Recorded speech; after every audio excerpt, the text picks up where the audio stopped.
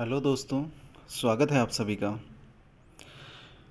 आज का ये वीडियो मेरे उन दोस्तों के लिए है जिनको जीवन में अब आगे कुछ नज़र नहीं आ रहा है, जो जीवन के ऐसे मोड़ पे हैं जहाँ उनके ऊपर बहुत कर्जा चढ़ चुका है, बहुत परेशानी में हैं, कोई काम नहीं है, बेरोजगार हैं, जीवन में क्या करे कुछ समझ नहीं आ रहा है, कोई बहुत अपना प्रिय छोड़ के जा चुका है, ज़िंदगी के रंग समझ नहीं आ रहे हैं, भविष्य को लेकर अनिश्चितता है। बस उन्हीं दोस्तों की कुछ मदद करने के लिए ये वीडियो बना रहा हूँ। आशा है आप सभी को पसंद आएगा।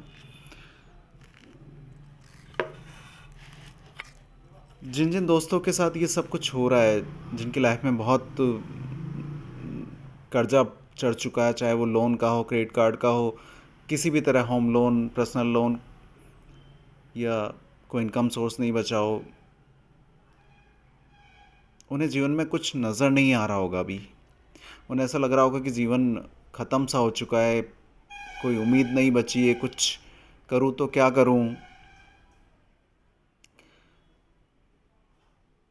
तो सबसे पहले हम एक चीज़ बताइए मुझे, एक चीज़ करनी है आपको, सबसे पहले एक चीज़ करनी है, और मैं कोशिश करूँगा कि वीडियो ख़त्म होते होते आपको कोई ना कोई रास्ता मिल ही जाए, कुछ ना कुछ उम्मीद दिख जाए आपको, कुछ ना कुछ आपके अंदर ऐसा परिवर्तन आए कि अब आप उठ के खड़े हो सकें और अपनी हर प्रॉब्लम को सोल्व कर पाएँ।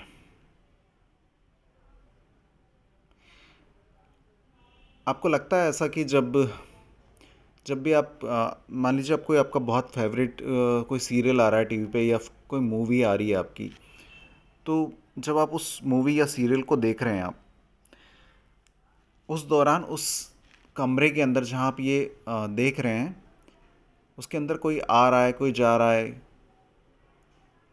पंखा चल रहा है, बंद है, कोई कागज़ उड़ रहा है, या कुछ भी ऐसा हो रहा है, आपका ध्यान जाता है क्या उसकी तरफ? मेरे ख्याल से नहीं जाता है। नहीं जाता है ना, क्योंकि आप पूरे उसमें, आपका पूरा फोकस उस सीरियल या मूवी के ऊपर है, और जब आप उसको बंद कर देते हैं, उसके बाद आपको जो उस रूम में हो रहा है सब कुछ दिखाई देने लगता है ना? ऐसा ही होता है ना? सब कुछ पता चलने लगता है आपको कि कौन आ रहा है, कौन जा रहा है, रूम में क्या गलत हो रहा है, क्या हवा चल रही है, नहीं चल रहा, पंखा चल रहा है, कुछ भी, सब चीज़ें आपको फटाफट से पता चलने लगती है। ये ना, यही सच है। जब हम प्रॉब्लम्स को देखते हैं ना, तो केवल उसी के ऊपर फोकस रहता है हमारा। उस प्रॉब्लम से हटके कुछ और भी चीज़ें हैं लाइफ में, उस पर हम फोकस ही नहीं कर पाते हैं, क्योंकि जब हमारा पूरा फोकस ही प्रॉब्लम के ऊपर होता है ना, तो हम उस प्रॉब्लम को सॉल्व कैसे करें उसके ऊपर हम ध्यान ही नहीं दे पाते हैं। जब हम उस प्रॉब्लम से अपना फोकस हटाएंगे ना, तो हमें समझ में आएगा कि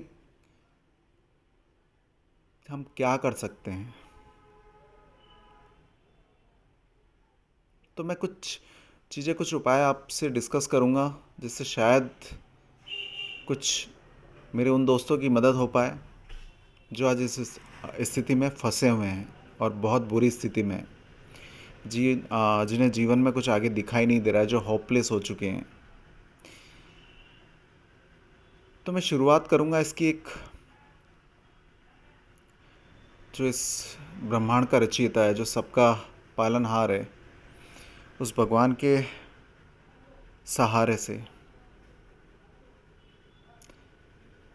सबसे पहले आपको जो उपाय करना है, सबसे पहले जो आपको करना है, वो करना है आपको 1 महीने तक, जी हाँ, 1 महीने 30 दिन तक आपको ये करना है। आपको सुबह ब्रह्म मुहूर्त जिसे कहते हैं, जो 3 से 4 बजे के बीच में होता है, उस ब्रह्म मुहूर्त में आपको उठना है।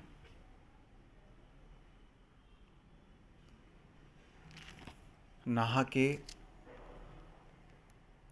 फ्रेश होके, घर के ऐसे कोने में बैठना है आपको जहाँ आपको कोई डिस्टर्ब ना करे, किसी और चीज़ तरफ आपका ध्यान ना जाए। आपका फ़ोन लेके एक ऐसा भजन कह लीजिए, सिमरन कह लीजिए, ध्यान कह लीजिए, कुछ भी आपको उसके अंदर चला के एक हेडफोन या ईयरफोन लगा के आपको बैठ जाना है और फ़ोन को उल्टा रख देना है बस। और 1 घंटे तक आपको वो सुनना है और अपने ईश्वर को याद करना है। भगवान से पूरी तरीके से कनेक्ट हो जाना है आपको। और कुछ ख्याल आपके दिमाग में आना ही नहीं चाहिए। और नहीं आएगा, वैसे ही नहीं आएगा अगर आप ने ये सब चालू कराना। और ये आपको 30 दिन तक लगातार करना है। और 30 दिन अगर मुश्किल हो रहा है ना, तो आप 10 दिन करके देखिए। अगर आपको अच्छा लगता है, अगर आपको लगता है कि मेरे जीवन में कोई परिवर्तन आ रहा है, कुछ अच्छा हो रहा है मेरी लाइफ में, तो आप इसे कंटिन्यू करिए। और मैं आपको 100% कहता हूँ कि जब आप फर्स्ट डे या सेकंड डे ही करेंगे ना, आपको ऐसा लगेगा कि जीवन में एक नई ऊर्जा आ गई है। जीवन को देखने का नज़रिया चेंज हो जाएगा आपका। वो 1 घंटा आपको केवल भगवान के ध्यान में लगाना है, खुद से बात करनी है, केवल खुद के साथ रहना है और भगवान के साथ रहना है, और किसी के साथ नहीं रहना है। ये काम आपको सुबह ब्रह्म मुहूर्त में करना है, जो अमृत काल होता है हमारा, उस समय। इसके बाद आप देखेंगे कि आपके जीवन में किस तरीके से पॉजिटिविटी आने लगती है, किस तरीके से आप पॉजिटिव हो जाते हैं, किस तरह से एनर्जेटिक हो जाते हैं। पूरा दिन आपका कितना एनर्जेटिक निकलता है ना। आप फर्स्ट या सेकंड डे से ही आप महसूस करना चालू कर देंगे, गारंटेड। बहुत अलग ही माहौल हो जाता है उसके बाद, अलग ही वाइब्स होती हैं, अलग ही दिमाग दिल सब कुछ अलग हो जाता है।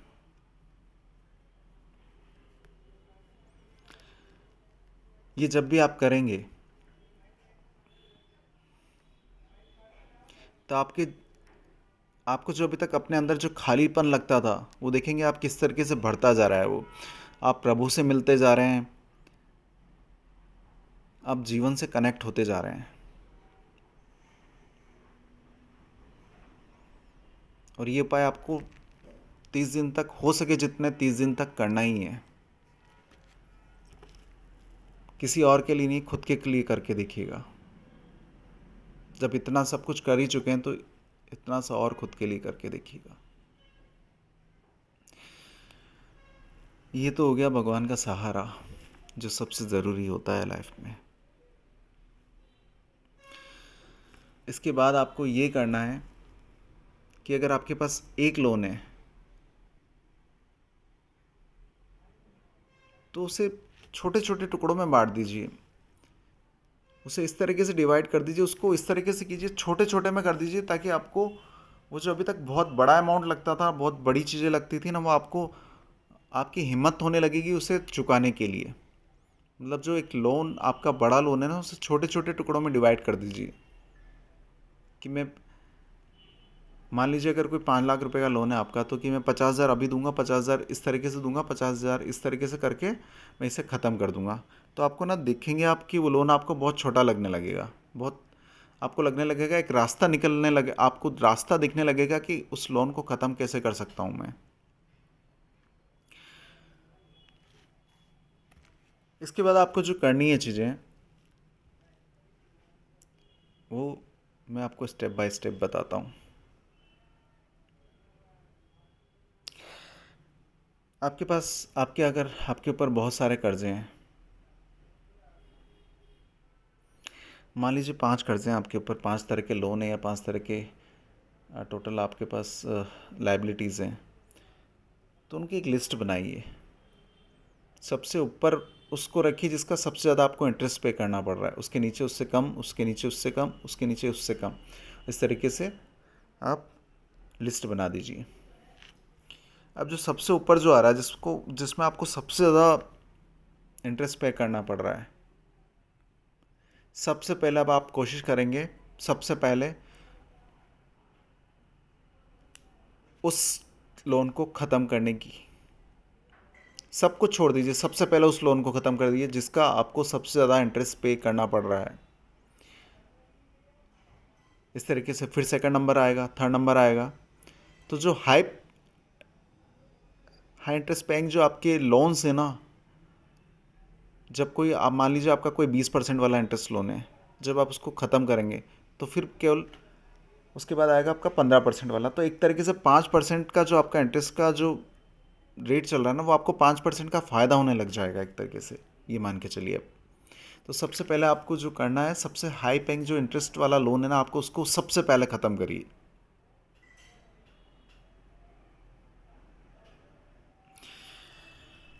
इसके बाद आपको करना है कि अब जब हम क्या होता है कि जब हम इंसान हैं, हम बहुत बार ऐसी गलतियां कर जाते हैं। बहुत बार जब हमारा समय अच्छा चल रहा होता है, बहुत बार हमारी इनकम सोर्स अच्छा होता है, सब कुछ अच्छा होता है, तो हम लोग बहुत अननेसेसरी चीज़ें इकट्ठी कर लेते हैं जिनकी हमें ज़रूरत नहीं होती है। बहुत सारी ऐसी चीज़ें इकट्ठी कर लेते हैं हम लोग।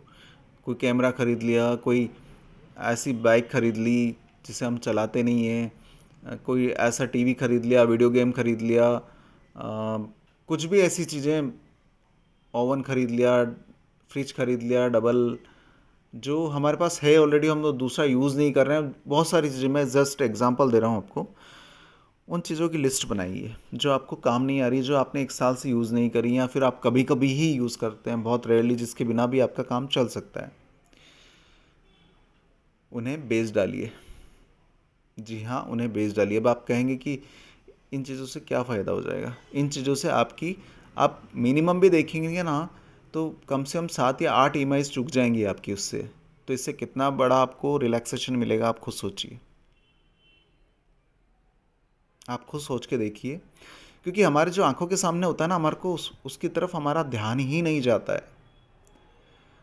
और कुछ थोड़े बहुत कड़वे गुड़ पीने पड़ते हैं जब आप ज़िंदगी के उस मोड़ पे होते हैं ना, जहाँ हर दिन आपको एक कड़वा गुड़ पीना पड़ रहा है। तो ये छोटे मोटे कड़वे गुड़ तो चलेंगे, इजी गोइंग, और ये हमारी भलाई के लिए हैं, राइट।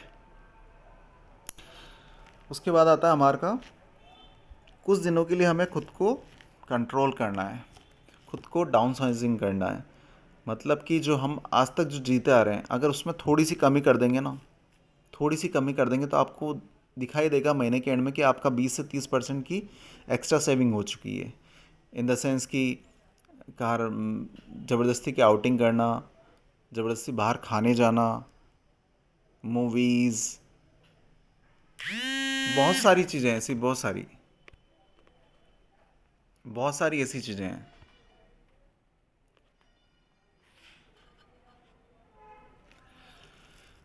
ये जब आप खर्चे कम करेंगे ना, तो आपको महीने में कम से कम 20 से 25% की एक्स्ट्रा सेविंग होने लग जाएंगी। तो ये सारी चीज़ें आपको एक बार लिख के रखनी है कि आप लोग क्या क्या एक्स्ट्रा ऐसा कर रहे हैं जिससे आपकी सेविंग हो सकती है।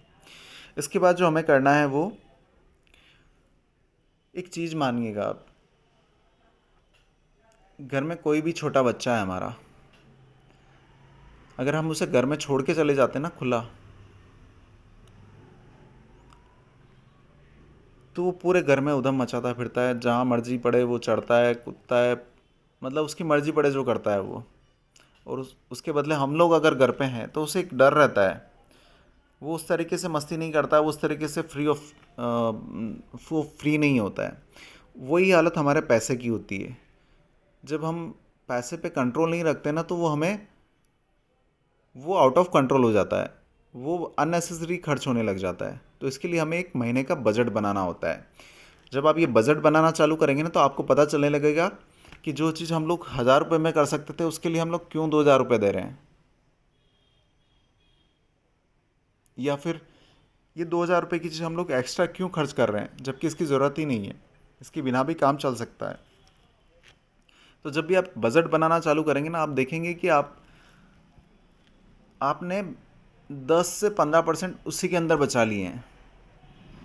बहुत सारी चीज़ें हैं, जैसे किसी सुपरमार्केट से ग्रोसरी ख़रीदना, किसी ऐसी जगह से जो आपकी डेली नीड्स वाली चीज़ें, जहाँ आपको एक्स्ट्रा 5 से 10% डिस्काउंट मिलता है, वहाँ से चीज़ें ख़रीदना।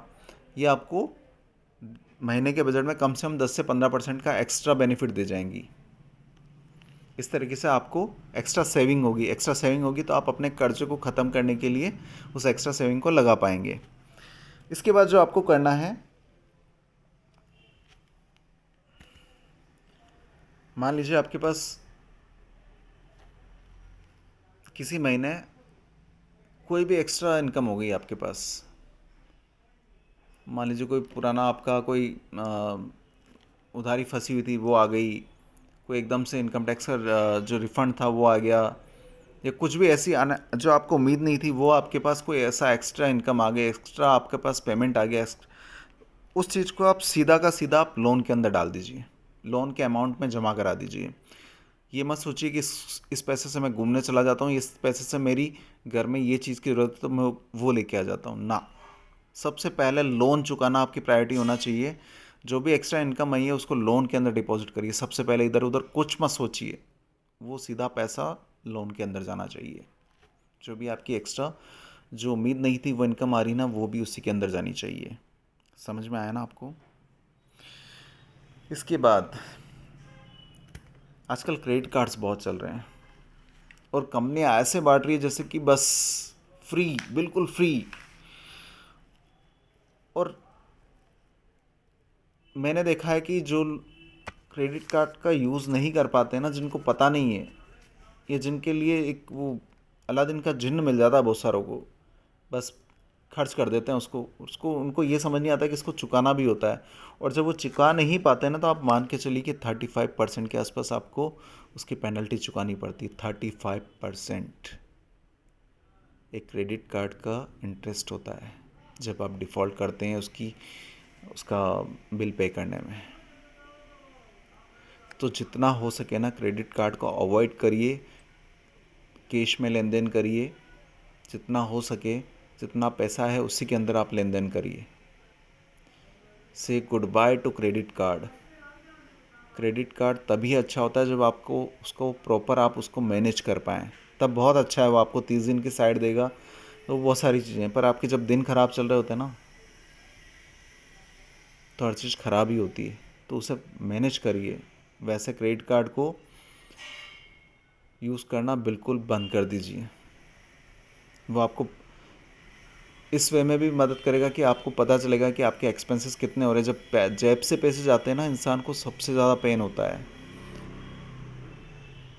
क्रेडिट कार्ड में वो पेन नहीं होता है इंसान को। तो क्रेडिट कार्ड को बाय कर दीजिए, हैं उसको तो बंद करा दीजिए, या बिल्कुल ऐसी जगह रख दीजिए जहाँ आपको कभी याद ही ना आए कि क्रेडिट कार्ड भी है मेरे पास।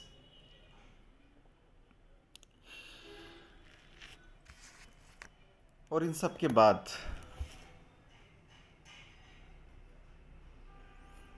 बाद आपको जो सबसे ज़रूरी काम करना है वो करना है कि जहाँ से भी आपको पैसा मिल सकता है, जहाँ से भी आपको इनकम जनरेट होने की होप हो सकती है, उस एक भी उपाय को मत छोड़िए, उस एक भी सोर्सेस को जाने मत दीजिए। भले ही दिन हो, भले ही रात हो, जब तक आपका ये कर्जा ख़त्म नहीं होता ना, भूत बन जाइए, भूत। जो काम मिले उसे करिए, बस पैसा मिलना चाहिए उससे, जो लीगली सही हो। जो लीगली सही हो वो सारे काम करिए जिससे आपको पैसा मिल सकता है। ना संडे, ना मंडे, ना ट्यूसडे, ना सैटरडे, कुछ नहीं देखना है आपको। ना रिश्तेदार की शादी, ना कुछ भी नहीं देखना है आपको। केवल देखना है तो बस एक टारगेट कि ये कर्जा ख़त्म करके मेरी लाइफ को मेरे को स्मूथ बनाना है। क्योंकि कर्जे का जाल जो ऐसा है ना, वो बहुत बहुत बहुत ख़राब जाल है। आदमी कहाँ तक पहुँच जाता है, मेरे ख्याल से ये सुनने वाले बहुत सारे समझ रहे होंगे, अंदर तक जान रहे होंगे वो।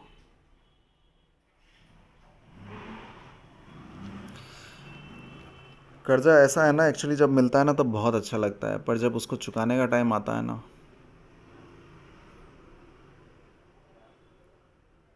तो नानी याद आ जाती है। बहुत गंदी चीज़ है कर्जा, लोन, ईएमआईज, ये ना वो डरावने सपने हैं एक्चुअली। जो आदमी को ना रात को सोने देते हैं ना दिन सही से निकलता है जिनकी वजह से बहुत सारी चीज़ें इनकी वजह से गलत होने लग जाती है। आदमी की सोशल क्या बोलते हैं, सामाजिक प्रतिष्ठा, बहुत सारी चीज़ों पे इम्पैक्ट आने लग जाता है इस एक चीज़ से। जो एक चीज़ आपने अपने शौक मौज के लिए चालू की होती है, बहुत बार ज़रूरत के लिए भी चालू की होती है, वो आपके जीवन में बहुत बार ऐसा घाव दे जाती है ना, जो किसी किसी परिवार के लिए बढ़ना मुश्किल हो जाता है, जिन्होंने अपना बहुत कुछ बहुत कीमती खो दिया होता है। आप समझ रहे हैं मैं क्या कहना चाह रहा हूँ। तो अगर आज इस वीडियो से, इस टॉपिक से आपको कुछ भी ऐसा लगा हो कि जीवन में आपने कुछ महसूस किया, आपकी कोई मैं मदद कर पाया, कुछ भी आपकी हेल्प हुई हो, तो प्लीज़ इसे शेयर ज़रूर कीजिएगा, ताकि दूसरे लोगों को भी कुछ उम्मीद मिले। और चैनल पे नए हो तो प्लीज़ सब्सक्राइब कीजिएगा, लाइक कीजिएगा एंड कमेंट करके ज़रूर बताइएगा कि आपकी लाइफ में भी अगर ऐसा कुछ है तो। Thank you so much guys, bye bye, take care.